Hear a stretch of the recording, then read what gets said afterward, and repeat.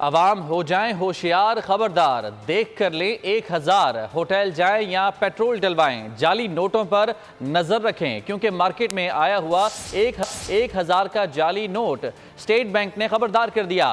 سب سے زیادہ 1000 روپے کے جعلی نوٹ سرکولیشن میں ہیں۔ ایف آئی اے پولیس اور قانون نافذ کرنے والے اداروں نے رواں سال 35,000 مختلف مالیت کے جعلی کرنسی نوٹ اسٹیٹ بینک کو جمع کرائے ہیں۔ اسٹیٹ بینک کا بینکوں کو اے ٹی ایم میں رکھے گئے نوٹوں کا ریکارڈ رکھنے کی ہدایت۔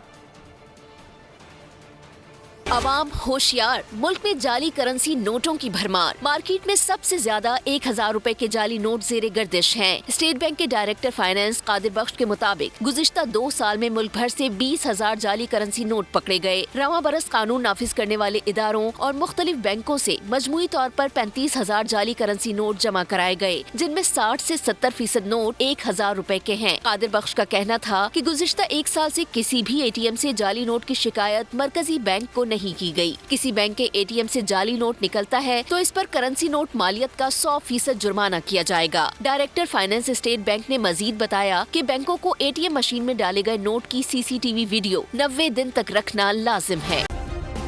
سبسکرائب کریں اور بیل دبائیں تاکہ کوئی خبر رہ نہ جائے۔